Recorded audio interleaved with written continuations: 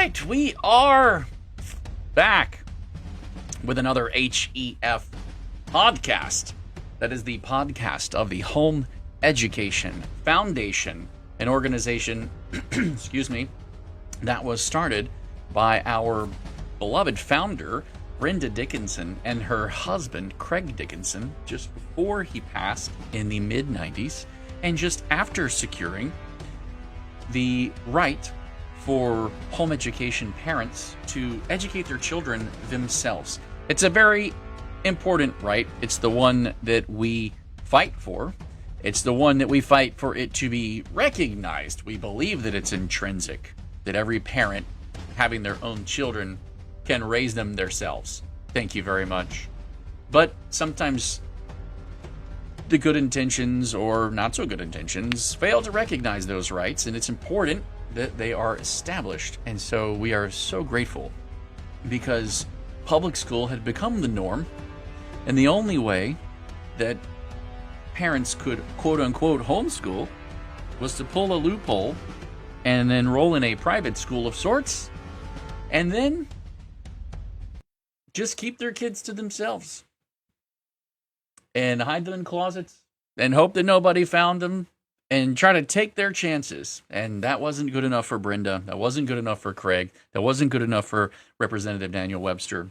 And we're so thankful for all of the early mothers, fathers who fought, who worked diligently to secure this, to put it in place. And here we are to protect it. We want to say thank you to the parents of the free state of Florida for supporting the work that we do here at the Home Education Foundation and at our nonprofit, HEF Connect, for the advocacy that we do and the community and support that we have. We have a podcast where there is a channel in that we have a Discord server. I'm on the podcast. We have a Discord server where there is a channel in that Discord server for every single county in the state of Florida for parents who are interested to be helpful in their communities, to follow along what's happening in the school board meetings, to follow along what's happening in their county, things that are changing, coming, going, issues that arise, and share them and help our community stay on top of them.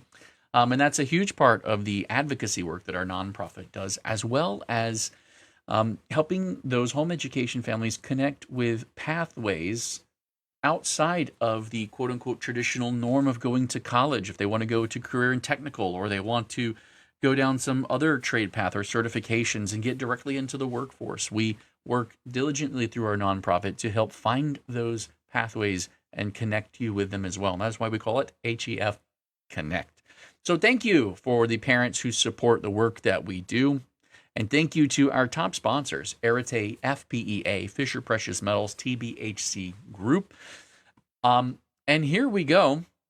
I will bring us to our main screen. We have Brenda again with us today. Here we're going to roll the cheer track. She's here. She has things going on in the background, so she's not here at the exact moment. But it's been it's been a wonderful, wild ride. Oh, there we go. Welcome back.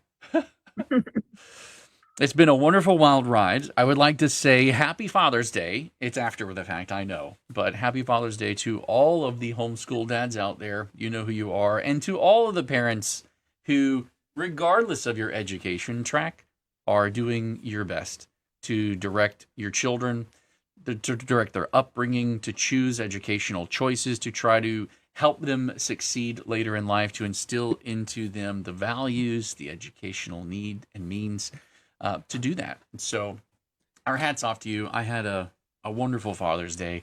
I got to watch my kids play Magic the Gathering, which is a card game back from my childhood.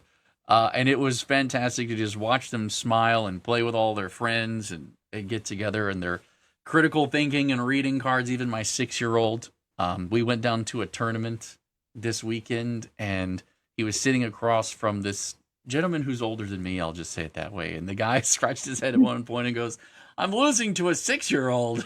And I was like, "Yep, we didn't send him to public school." So there you go. Oh man, it was great though to get to be with my kids and see them and just watch them flourish That's always a well spent Father's Day, if you ask me. So, Brenda, how was your weekend? It was fantastic. I Yeah, didn't do anything special, but that sounds nice. just being alive is great. Yes, I do. I do. Sometimes doing nothing at all sounds like a dream. A Yeah. nice little, serene, calm dream. Yeah. Well, that's not what today is. It's been very interesting week. Apart from all of the celebration and the fun Father's Day stuff, it's been a very interesting week as I've gotten a number of calls from Pasco County and St. Johns County, etc., where the counties, and maybe it's because of the time of the year that we're in, or whether there may be just new people in some of these roles at the district level, but it dawned on me that it's probably a good idea that we spend an episode talking about home education rights and how they're established. I know that you did a lot of the legwork here, so you already know all of this stuff. But we've got a lot of families who don't. They're not as familiar. They've come in fresh. Home education, homeschooling as a whole has kind of blown up in the state of Florida over the last 5 years. We have almost quadrupled, I would almost say. We've at least doubled. And it depends on who you count among us as are they home education or PEP or all that. There's a lot of different little ways to divide the group. So I thought it would be really good because I've some of these conversations that I've been having with the parents and the district staff and our Department of Education have helped me to understand that there's a lack of knowledge, and whenever there's a lack of knowledge about the rights that we have, we can lose them. One of the most important things, I'm going to go over here. One of the most important things to recognize is that your rights are absolute. They are not permitted. They're not permissions that you're given. You have the rights, but you have to defend your rights or they get infringed. And that really is what it comes down to when we talk about putting things in law and in statute is we all have things that we believe are rights. I have a right to raise my own children and to be left alone. I think that would be great. But someone else thinks that they might have a right to make sure that all of the citizens that would be citizens in the future have a certain kind of information and upbringing that I may not be wanting to give to my child. And so we have to work diligently to defend and protect those rights, to spell them out, carve out boundaries around them, and to keep those up. And that's ultimately what we do and what we're all about. And today I want to help us. I want to help all of the parents that do this, that educate their own children, or that maybe are going to public school and don't know what they can do. Because we've got some of these situations are parents coming from public school, and they're going, well, the school's telling me I can't withdraw my student, and I have to wait until such and such a date, and I can't do this, and I can't do that. We're going to dive into some of that today. Brenda, before we jump in, what would you like to say? Anything you would like to say before we dive in? Well, I think it's really important parents understand their rights because if not, like you said, they gradually give them away. And if some give them away, then that's expected of everybody. So we do have to stand firm. But I want to say before we dive into the law, let's look at, because I don't think parents understand the different categories of meeting regular attendance. Can you pull up 1003.01, I 16? can. Give me 1 second. Yes, keep talking and I'll pull it right up. Kind of give the basics. In statute, the superintendent of the county is responsible to see that every child in the district attends school regularly. We've gone over this before, but Florida is not an education state. It's an attendance state. That's a really big distinction because the school districts often refer to their education and are they getting enough and are they meeting the criteria. No, that's not the school district's responsibility to see that the child is educated. That's the parent's responsibility. Right. And if parents don't send or enroll in one of the options in 1003.01, they can be prosecuted because they're really intent on making sure that every child attends school regularly. So it's in statute. The statutes protect people. If it's in statutes, we can refer to it and we can go back and say, this is what the law says, this is what you have to follow. So if you've got that pulled up, I want parents to see. I can't see the screen, Yes, so I'm gonna have to just talk.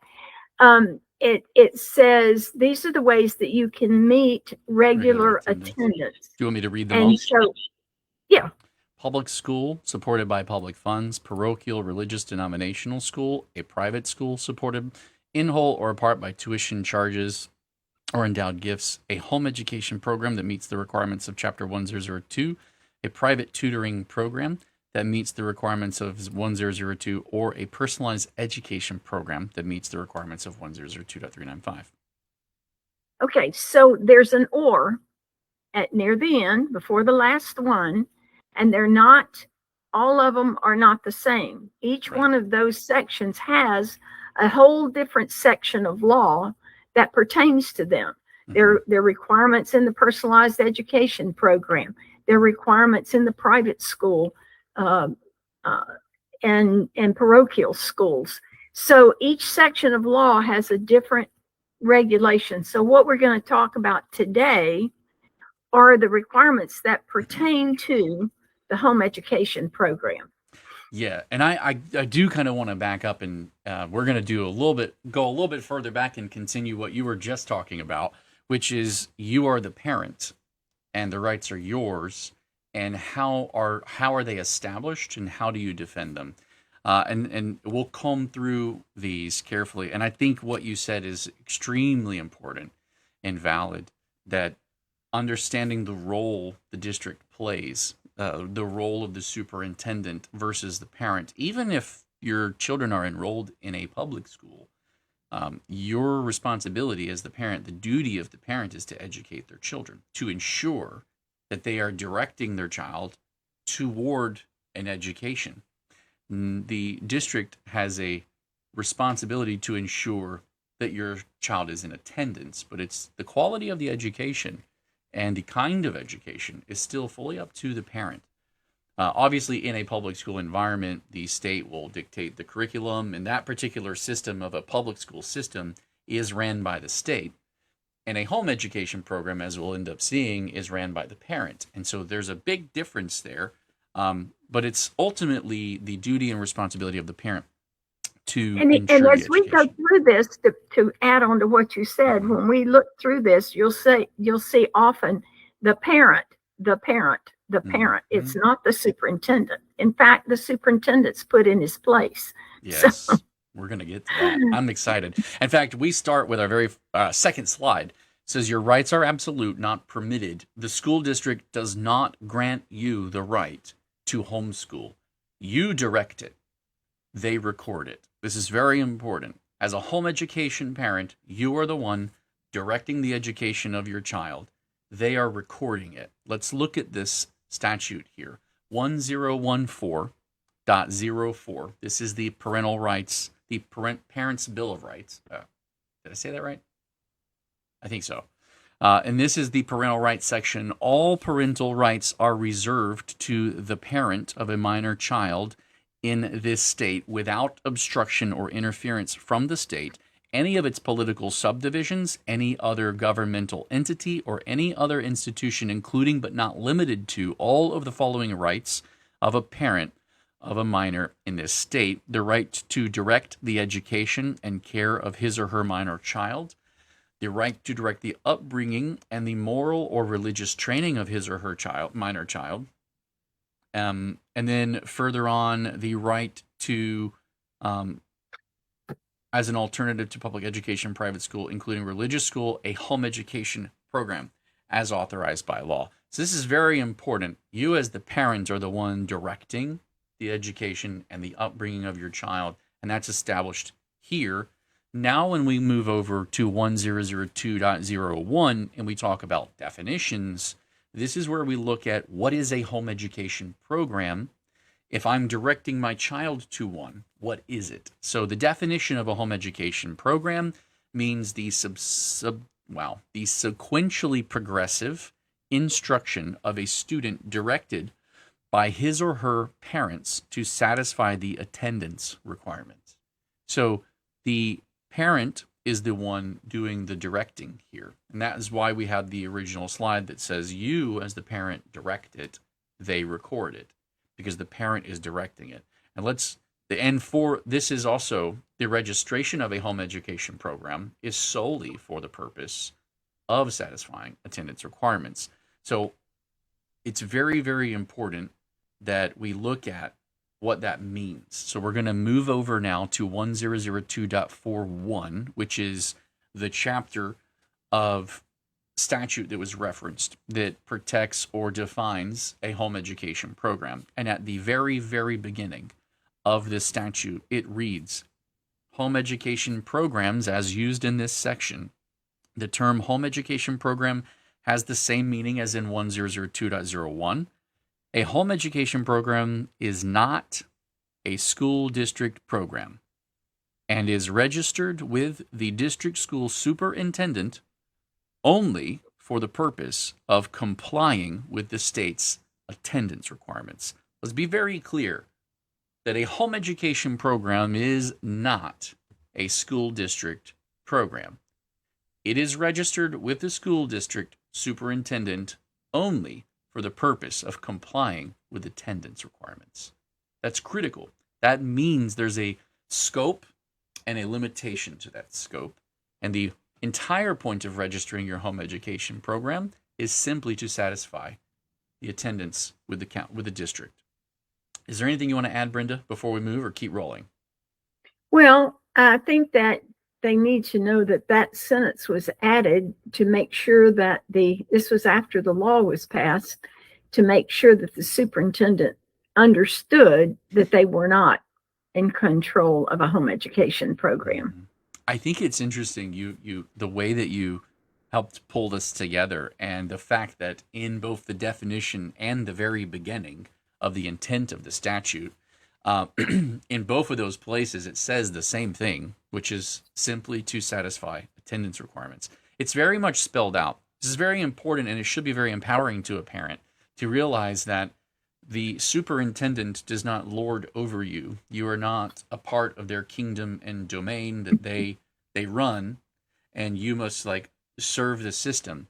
You are the one running the home and the children in your home, and they are there to provide a service to you if you choose and elect to use that service. And if not, you are well within your spelled out rights to direct your child yourself.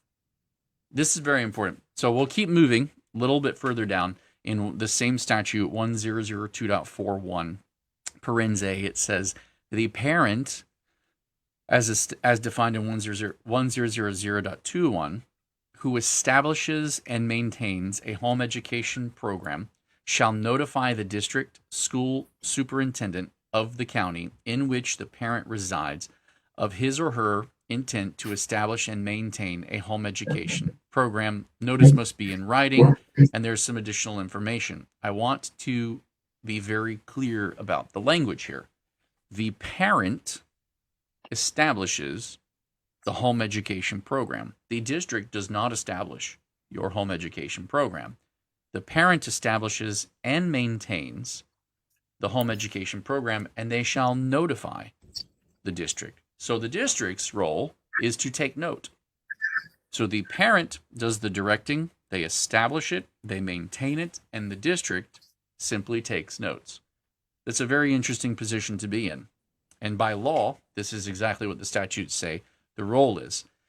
I hope that as parents who might be looking at the possibility of home education would see this and feel emboldened about their role as the parent and the power and authority that they have over their own home, their life, and their family choices, and to kind of take back the reins and see this shift differently than, oh, big daddy government and big brother government has to do everything for me, and they make all the choices, and they let me know what I'm allowed to choose from. This is not the case. You are the parent, and you direct this. And as you direct it, Their role and responsibility is to take note. Further down in B, under 1002.41, same statute, just continuing to move forward. The school district superintendent shall accept the notice and immediately register the home education program upon receipt of the notice. This is key. And this is actually the part of this statute that spawned this whole conversation recently, because we had a family out of Pasco who was trying to withdraw their student from public school and begin their home education program. They are awarded a scholarship with the FES-UA scholarship, and they had a student who was also awarded PEP. And so they were going to begin both a personalized education program and a home education program. And as they started to do this, they needed to have their paperwork done by July 15th. Well, someone at the school said, "Oh, you can't withdraw your student. We won't be processing withdrawals until after July 2nd. This is not okay. This is not what the statutes say. In fact, it's extremely clear what the statutes say here, that you are the one who controls the calendar. The word immediately is in this statute, and I call it the immediately rule." Wow, so creative, right? Where's my laugh track? I'm a dork. Don't forget it. The superintendent shall accept the notice. Shall means must accept the notice and immediately register the home education program upon receipt of the notice. This means they do not have a choice. There is no, well, we are processing our letters of intent in August. We'll do our onboarding session in August, and that's when we accept letters of intent. Sorry, that's not when I sent it. And I'm the parent, and I'm directing my child's upbringing and education choices. And the statutes dictate that you shall accept it, and you shall accept it immediately. Now, I think you can handle these conversations without having to be belligerent, maybe. There's no need to perhaps get too bullish, but it's something that I've not watched many parents be bullish. I've watched them be skittish and shrinking back. You have this spelled out for you as the parent and carved out and protected, that when you direct the upbringing of your child and you direct the education and you want to start a home education program, when you file it, they shall accept it, and they shall accept it immediately, period. It's very important. Brenda, do you want to add anything? I know you have history and stuff here. Yes. Often the home education contact person in the district that handles this may be put in that position as a new position. And unfortunately, they don't understand home education law. They feel like they're the only authority and everybody follows the same rules. So that's why it's really important that parents know the law and simply point out, as you often do in your responses to parents, go to the law and say, this is what the law says. I have a right to register my intent whenever I choose to register it. Yes. And show it to them. You don't have to be, like you said, belligerent or bullish or whatever. Just show them the law. Yes. Yes. They say, this is what it says right here, and I want to do this. And well, what really happens is, and you're absolutely right, so oftentimes we get someone who is new to the position, or they don't know, or they're several layers down from someone who would be an attorney with the school board or something, who might be a little bit more well-versed in the way these things are spelled out. And I have to hope that it's good intentions. I have to hope that it's like, well,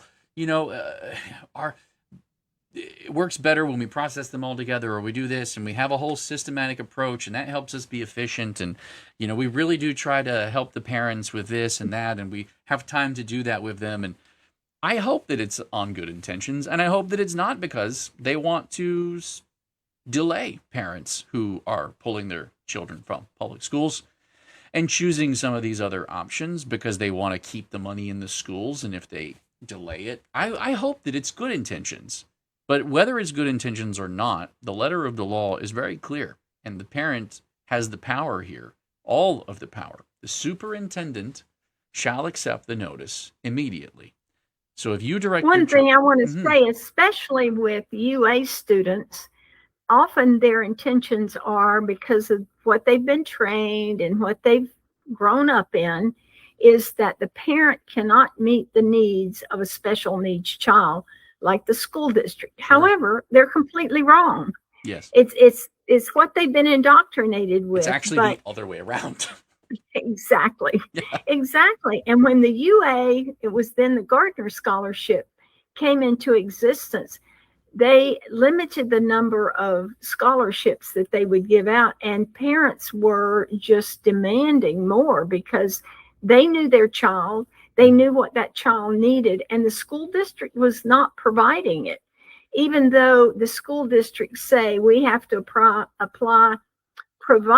a free and appropriate public education that includes, special needs services, but often they don't do that. And often, if the child needs more, all they will offer is speech, or maybe sometime OT, but that's not always what the child needs. So that child has the same rights because they are a home education student. Mm-hmm. And that's where these parents need to just say, I'm sorry, but I can customize the education better than you can in a classroom. That's right. And as a parent, you have the right to say that and to do that.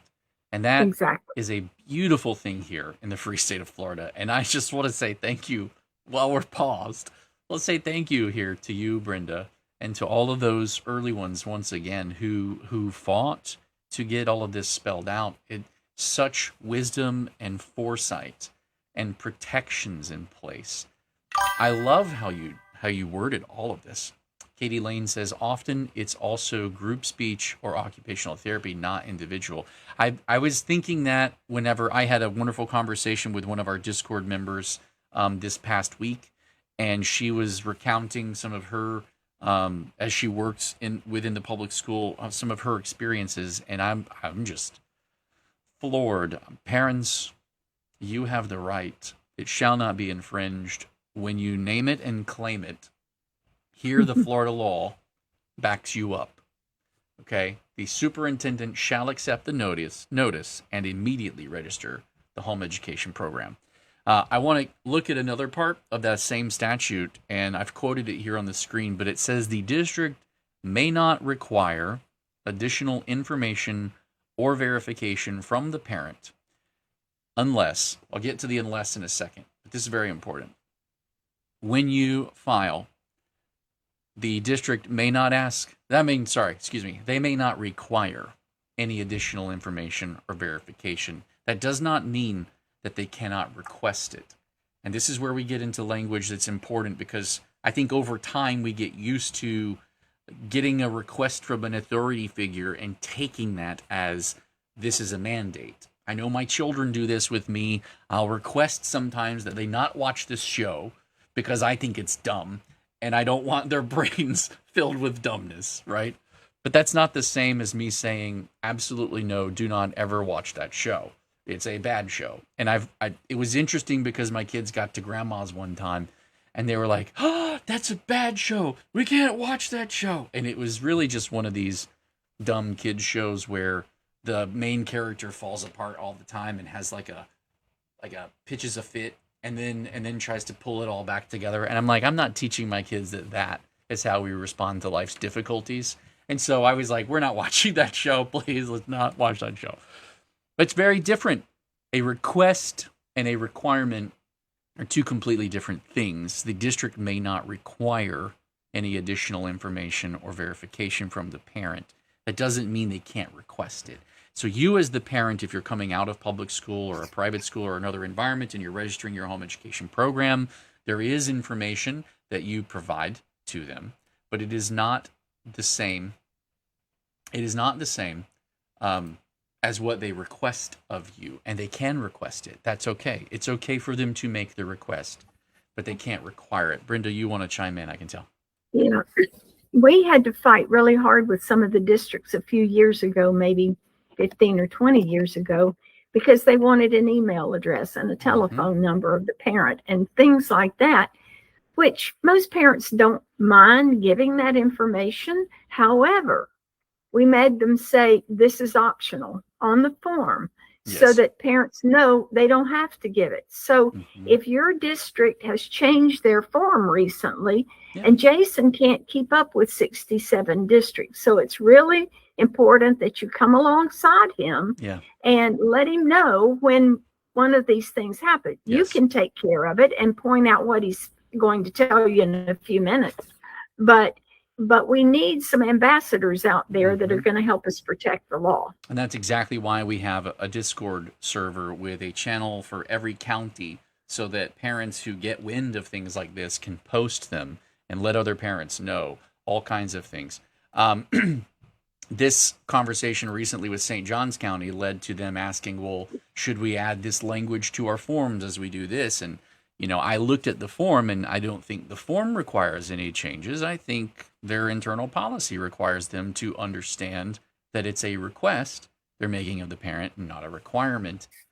And the information that that it needs to be on the notice in writing and signed by the parent is the full legal name of the child, the address, and the birth dates of the children enrolled. And that birth date part is because for the attendance, the district is required to ensure that children from the age of 6 to 16 are enrolled. And so the birth date plays a part to the other statutes. It has a link to their requirement. But outside of that, they may not require any additional information or verification. They can request it. You can say no. This is very important. Now they'll give you the hard sales pitch. I've heard that one too. Well, it's just so much easier, and it saves us a lot of work if we have your email address and we have this and we have the second contact, and if you want to do this with testing dates later and all kinds of other things, then it's just so much easier for us to. Thank you. We'll let you know if we decide to take any of those services. That's it. One of the district people and I had to really travel to the district, and we had quite the conversation because she wanted to meet every parent and compare their driver's license to the child's birth certificate to make sure that child was in fact the legal child of that parent.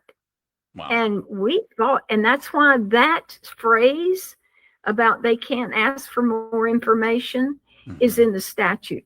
And we could not back her down until we went to the legislature and said, this is what we need in the statute so that we can say to them, you can't ask for any more information. You can't compare.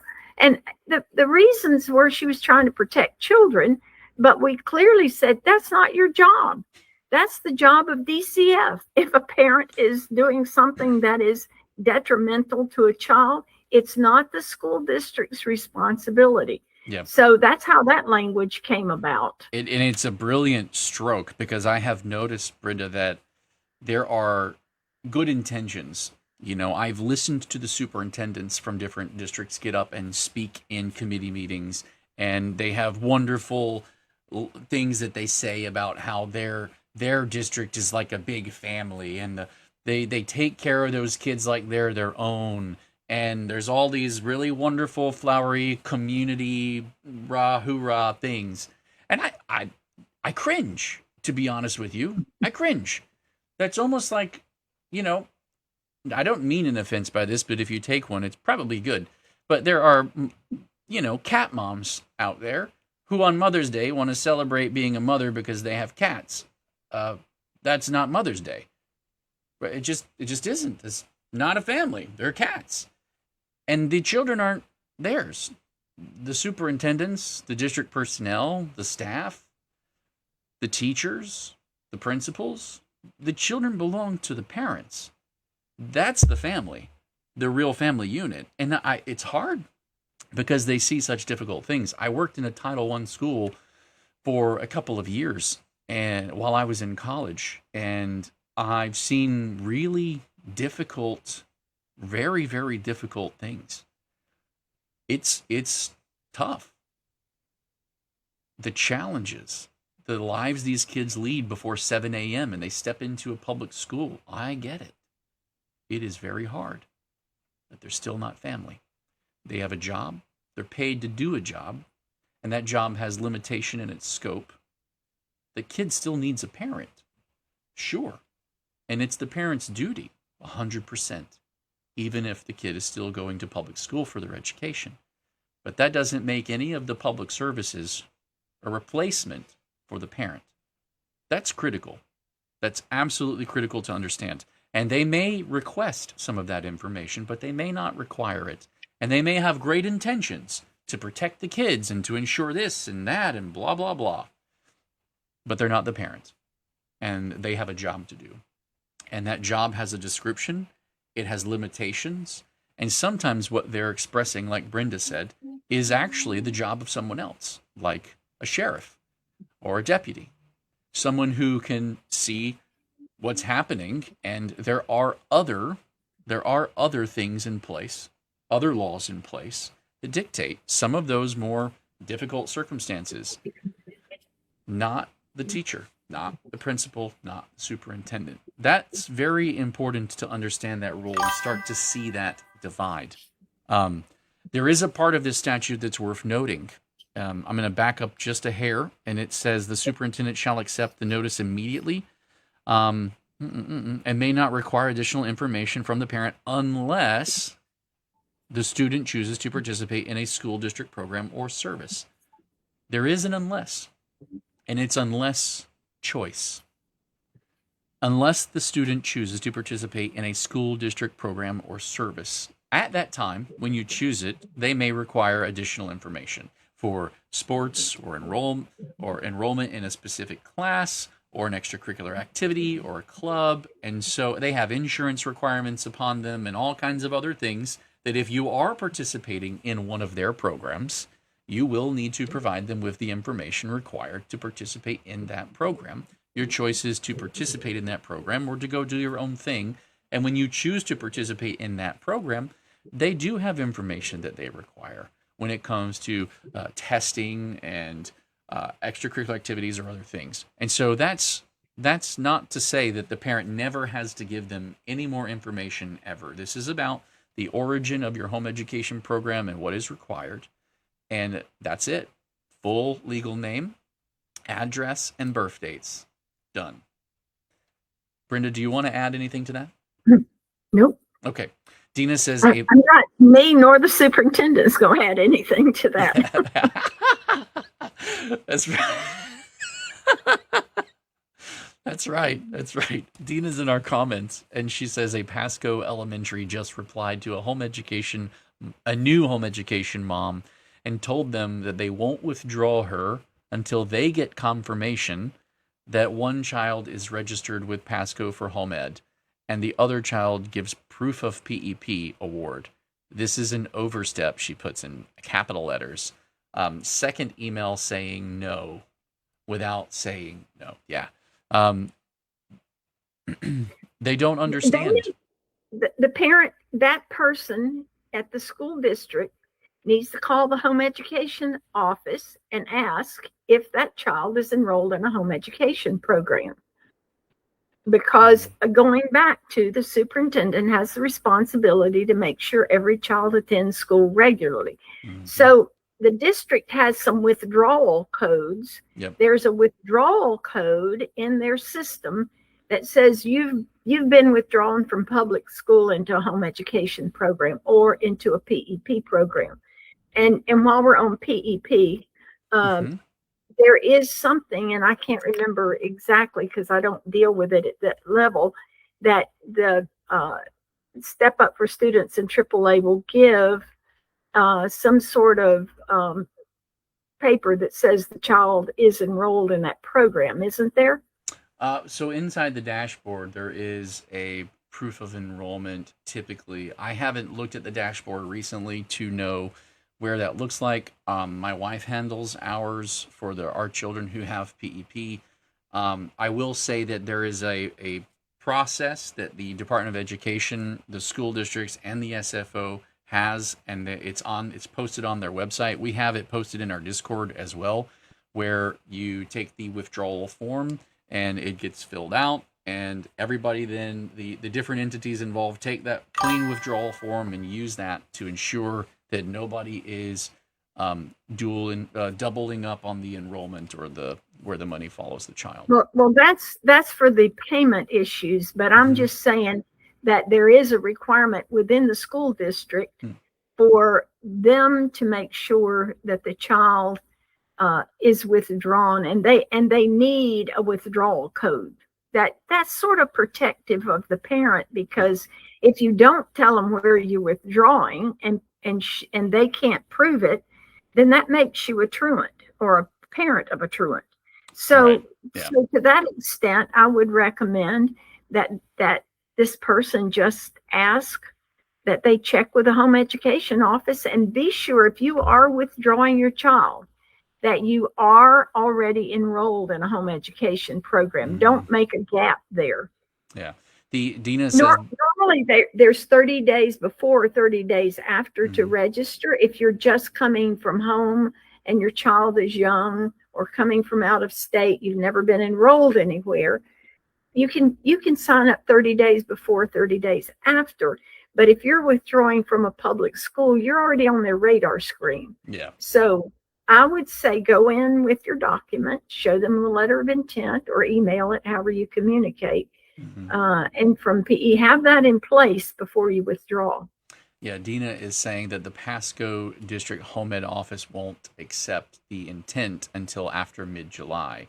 And they sent her an email rejecting her intent letter. So we're following up on these. These are cases we're currently working on. But Dina says that this is an issue for PEP because the deadline for being off of the roster is July 15th, and their funding is put at risk. And so this is why I was saying earlier, I would like to believe that it's because of good intentions and everybody's got but there is money at play, and there is people who drag their feet, and that is possible that it's intentional. But either way, the law is clear. It states that it shall be, the superintendent shall accept the notice and immediately register the home education program upon receipt. This is unquestionable. 1002.41 parens 1 parens B. Let's keep moving. And make sure you retain that letter of intent. Yes. You hold on to a copy of that. Yes, absolutely. Yeah, to even take a picture of yourself with your letter and your kids just for like fun, because they have been known to disappear at times. The parent, this is in parens E, so further down in the statute, same place. The parent shall determine the content of the portfolio, preserve it for 2 years, and make it available for inspection if requested by the district superintendent or the district school superintendent's agent upon 15 days of written notice. Nothing in this section shall require the school district superintendent to inspect the portfolio. This is important because as you look at the language here, if requested, it means if requested. It doesn't necessarily mean that they have to. And the parent is the one who determines the contents of the portfolio. This is key. This is what protects us from not having to have the superintendent determine curriculum or standards or impart some particular quality of education that they believe is important on the portfolio or the requirements of the portfolio. We're going to dive into that a little bit deeper, but we're going to do it from the end of that section, meaning we're going to go to the evaluation. So it is in F, following that statute, it says the parent shall provide for an annual educational evaluation in which is documented the student's demonstration of educational progress at a level commensurate with his or her ability. The parent shall select the method of evaluation and shall file a copy of the evaluation annually with the school district superintendent's office in the county in which the student resides. The annual educational evaluation shall consist of the following. It's important to note that what follows next has nothing mentioned in it about arbitrary timelines, windows, or dates. And the parent is the one who shall provide for the annual educational evaluation and then file it. This is very, very important. The parent shall provide. And then if you look further oops, I skipped ahead a little bit. The district shall accept. So the next section says the district school superintendent shall accept the results of the annual educational evaluation of the student. So the parent gets to work with the teacher who is evaluating their portfolio. There are five methods here that the parent can choose from. I'll read them off. A teacher selected by the parent shall evaluate the student's educational progress upon review of the portfolio and discussion with the student. Such teacher shall hold a valid regular Florida certificate to teach academic subjects at the elementary or secondary level. 2, the student shall take any nationally normed student achievement test administered by a certified teacher. 3, the student shall take a state student assessment test used by the school district and administered by a certified teacher at a location and under testing conditions approved by the district. 4, the student shall be evaluated by an individual holding a valid active license pursuant to the provision of 490.003, or 8, and then or 5, the student shall be evaluated with any other valid measurement tool as mutually agreed upon by the district school superintendent of the district in which the student resides and the student's parent. This is important, that or, this is what Brenda pointed out earlier as well. The or in statute is critical, meaning you pick one of these 5, and a lot of parents elect number 1, which is a teacher selected by the parent shall evaluate the student's educational progress. That is important. It's very important. All of these come back to the parent shall provide. I love that statement. Just the parent shall provide. There's so much in life. There's so much in life. I really wish maybe we could just delete the entire section here and put a home education program. The parent shall provide. Period. And just leave it at that. Obviously, we have to spell out guardrails, because if we don't, the districts encroach and infringe. I digress, but I really wish those 3 words were enough. Let me add here that because we have the limited amount of oversight that is in our statute, a lot of people think it's cumbersome, but we had to go back and put above those 5. At another point, we amended the law to say the parent shall, because the readers of the statute couldn't go back to the top that said the parent shall control blah, blah, blah, like we started off with. So we went back, and everywhere there was a question as to who was in charge here, we put in the parent shall, the parent shall, the parent shall. Okay, so the reason we have those and the benefit of having that limited amount of oversight is we've been able to gain so many benefits in the state of Florida that other states don't have, because they don't have enough in the law. Virginia is one of them. At least I haven't kept up recently, but they didn't have sport participation for homeschoolers because there's no oversight. So the freer the law is without some sort of accountability built into it, and this isn't a big accountability, the parent shall, that's the accountability. So all you're doing is providing some means. Remember, not that we met what the standards and benchmarks and all those things at the public school. We're just asking that the child make educational progress commensurate with his or her ability. And nobody can determine that except the psychologist. And I want to dive into something that you did say. Man, you said so many things that are worth diving into. But maybe I want you to talk about the psychologist thing in a second, because that's important. You have history with that, and I think that's critical. But I want to call attention to recent issues in Connecticut. They added a bill, and the bill makes it so that parents who want to homeschool their kids now have to go to a school physically to register their intent to homeschool their kids. And then after they do that, they are then determined to get permission to do that or not, based off of whether or not they pass a background check with DCF in Connecticut. Previous to this, Connecticut had some of the loosest homeschool laws, people would say. Oh, Connecticut's laws are great because they almost have none. It's so loose and it's so free. Yes, and it's so not protected.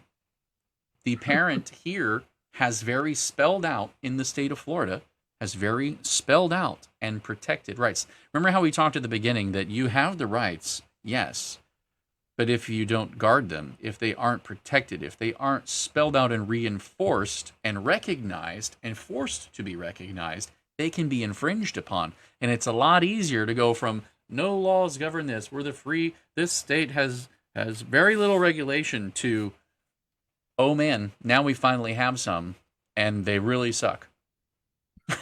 You're right. Like, because there was nothing that they had to go in and change or vote to change that existed as a precedent, and then it's being shifted. This is just, oh, we don't have any. We need some. We should really get some. Yeah, and then boom, there you go. This is very important. In this statute, it says the district shall accept the results of the annual evaluation of the student in a home education program. Shall means must. The district's role is to accept it and file it, period.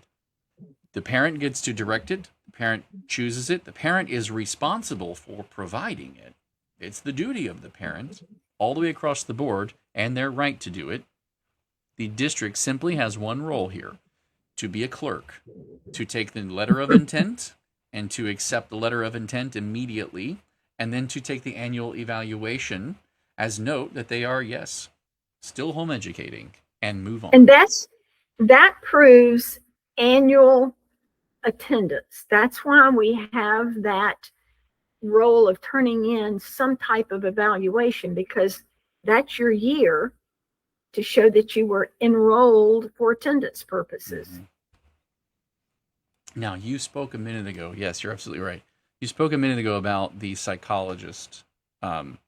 You have a history with that and the annual evaluation, because originally I believe you had said, it's funny because I know stuff about the bills this session, that like wording, and then it didn't happen that way, but here's the bill we ended up with. And so now we're going back in time with Brenda. Yes. Because Brenda remembers what the bill's original positions were, but we're all looking at the law and going, this is what they ended up as. So I love that you have that additional historical knowledge. Tell us a little bit about what was going to happen with the evaluations. Okay. But first, before we go into that, okay, and we'll do it very briefly, yes, let's continue this next week as part 2, because I don't think we fully covered everything that we would like to cover for parents. We're close. I think we can rein it in. Okay. So initially, when there was no law relating to home education, and we were trying to create one back in 1984, it passed in 85, but we were negotiating with the Department of Education, and they filed a bill because other states were getting that right. They wanted to be on top of it. They wanted to control it. And so their original bill said that every child had to be evaluated by a psychologist at the end of the year. That was it. So wow. The Department of Education was quite upset that they thought they could control the license and what the psychologist said about home education if that's all the options there were. So in the negotiations, I was keeping a portfolio, and so that's how that teacher evaluation came about. We didn't really believe in testing, but we knew some parents did. So we added in as many options as possible. And there are a few parents whose children are dyslexic or are struggling, and they've taken them to a psychologist, and they've turned in an evaluation by a psychologist. However, we kept that in there because in the negotiations, we wanted to give parents options, but we kept what the department had in there so that they would favor our other recommendations. Yeah. I love that. I love that history. I love how you add that insight to it. It's so important, and I hope that lands for everybody watching. So this next section is it's the very bottom of the home education statute, and it's parens 13. The statute begins with the intent, which is the parent directs the education of the child to a home education program, and the school district superintendent's role is to accept their letter of intent and track their attendance in the home education program. And it very clearly states at the beginning that it is not a school district program. So at the very end of this, that is reinforced yet once more in parens 13, where it says a school district may not further regulate, exercise control over, or require documentation from parents of home education program students beyond the requirements of this section, unless the regulation controlled documentation is necessary for participation in a school district program. This is so important. This is the very piece of language that says when it's filed immediately they have to accept it, and they may not further exercise control over. They may request you, hey, could you refile this in August? And you may say no, because they cannot exercise any control over your choice as the parent. This is a very critical piece, and I hope that you will read this or see it and be emboldened as parents. And maybe if you're a public school parent and you're looking at this and you're wondering, do I have options? What are my options? How do I make sense of all of this mess? I hope this helps. I hope seeing this emboldens you to go, you know what? I am the parent. They are my kids. I want to teach them somewhere else. Or, you know what? I'm going to keep them in public school, but at least I'm going to start exercising some of my rights as the parent a little heavier. I'm going to start showing up at school board meetings, or I'm going to start showing up and doing this, and then see if they still let you keep doing that. And then the more and more you get pushed back. That's what happened to Brenda. They told her, like, oh, you can't come shadow your kid. You can't come see. And she goes, it's my kid, not your kid. Then realize at that moment that you have the choice to do your own thing, go your own way. Seek all kinds of private options that work. The YouTube has so much information. There's a wonderful amount of educational options and information and content that is readily available, from people like Mr. D and his math program to FLVS and so many others that show up at the FPEA convention with all of their booths and their really cool stuff that they offer. In parens 13, the district shall not further regulate, exercise control over, or require documentation from parents of home education program students beyond the requirements of this section. That's so important, and we're going to leave on that because that is the final word. It's very critical for parents to understand your rights. You have them innately. They do come from God, and they are a part of the duty that we have as parents when we have children. The children are ours. It's our duty to raise them, to feed them, to educate them, to get them ready for life. They're not going to call Mrs. Beasley from second grade when life falls apart and they're 25 living in Arizona or whatever, and or Alaska, and their girlfriend leaves them and they lose their job. They're not going to call her. They're going to call you. You're the parent. You're the family. You're the core foundation of it all, and that's right. And you have that right and that duty to educate them and to raise them in ways that you see fit, to set the standards and the values, to evaluate them yourself, and to customize the education and the upbringing in ways that you determine best. That right has to be recognized, however, or it can easily get infringed upon. Everybody's got good ideas, and we fund this system, and I don't understand why you don't want to participate. I've had that question asked of me. I don't understand why you homeschool people have to be so difficult all the time. I don't know. I just don't want to do what you're doing, and you can't make me. Is that like hard? Is that just hard? I just don't want to come. I don't want to go do that. I want to go do my own thing. I'll teach kids science in our backyard, and we'll do math at the beach. We'll do our own thing. Thank you. It's very hard for people to understand that, but they're not required to. They have a job. Their job has a scope and a limitation. They are paid to do their job until they're not. And your job as the parent is all encompassing. You don't get to retire from that position. You are always the parent. And as such, the way that Florida's laws are written, and thank you, Brenda, for all the work that you put in, recognizes your right as the parent. And we're thankful for you and all the work that you put into it. So without anything further, you always get last word, and I'm happy to give you last word today as well. What would you like to say? We fought so hard all these years to make sure everything works in the home education law and the arena, so that parents have basically all the choices that a public school student has. But it's a choice. You don't have to participate in any of the public school activities in order to benefit your child's education. But those options are available. And we just saw the need in certain areas as we hit a roadblock to change the law to make it so that parents had equal rights with any public school child. And really, home education parents have more rights because they get to determine when the child gets to do dual enrollment. They get to determine whether the child participates in Florida virtual school. All of those rights are there, but you can do an adequate job without even thinking. In fact, you can do a superior job without participating in any of those things. So parents, stand up for your rights. Yes, absolutely. We'll end on that. Thank you, Brenda, for being with us today, as always. And thank you to the parents in the free state of Florida for what you do, being parents, taking the wheel and driving the decisions and directing the path for your families.